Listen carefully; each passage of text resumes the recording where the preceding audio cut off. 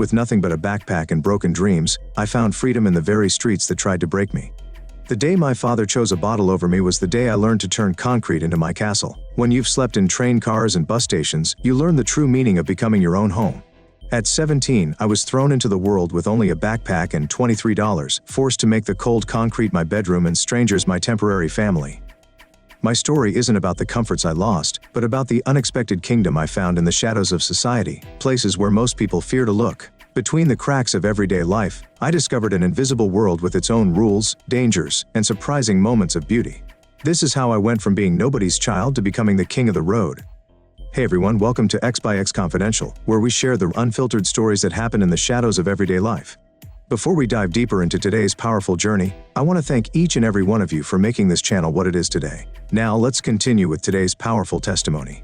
I never thought I'd be the one sleeping under concrete overpasses, but life has a way of throwing curveballs when you least expect it. My father kicked me out when I was just 17, during a freezing January night. He'd been drinking more since my mother left us 6 months earlier, and that night, after finding her old photograph in my drawer, he'd had enough of me reminding him of her. With $23 in my pocket, a half-empty water bottle, and a backpack stuffed with 3 t-shirts, 1 extra pair of jeans and a thin jacket, I started walking north along the highway. No destination in mind, just away from the small trailer we'd called home.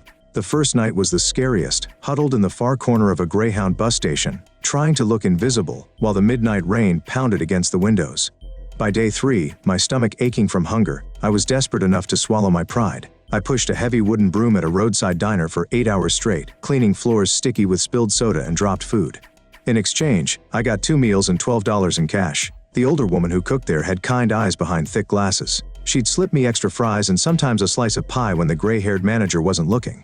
Weeks turned into months. I found places to crash, an abandoned warehouse with broken windows, community shelters when the temperature dropped below freezing, even a rusty train car parked on forgotten tracks behind the industrial district.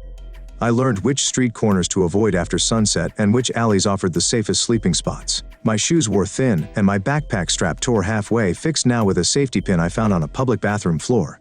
The thing about living on the road is you meet others like yourself. We share what little we have, information about where to find day labor, half-eaten food, sometimes just company during the long, quiet evenings. My favorite companion was an elderly man with a battered guitar missing 2 strings who taught me 3 basic chords and shared a million stories about his days working on fishing boats. I've been doing this for 2 years and 3 months now. I recognize every town within 120 miles. I know which churches serve warm meals on which days of the week. Which police officers will look the other way if they spot me sleeping in the community park after hours. Which library bathrooms have the strongest hand dryers for warming up on winter mornings, and which gas stations leave their bathroom doors unlocked all night. Most weekday mornings, commuters in pressed clothes look through me as if I'm invisible. I'm just part of the urban scenery they don't want to acknowledge while clutching their coffee cups.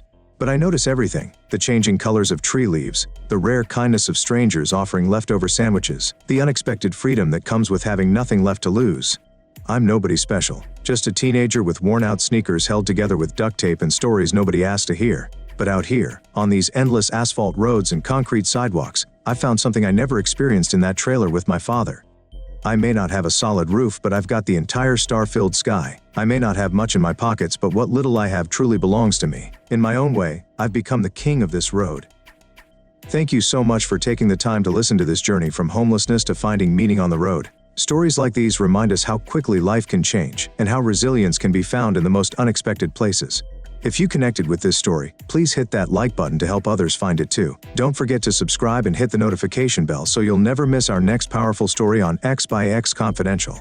I'd love to know, have you ever experienced a moment when losing everything actually led to an unexpected form of freedom? Share your thoughts in the comments below.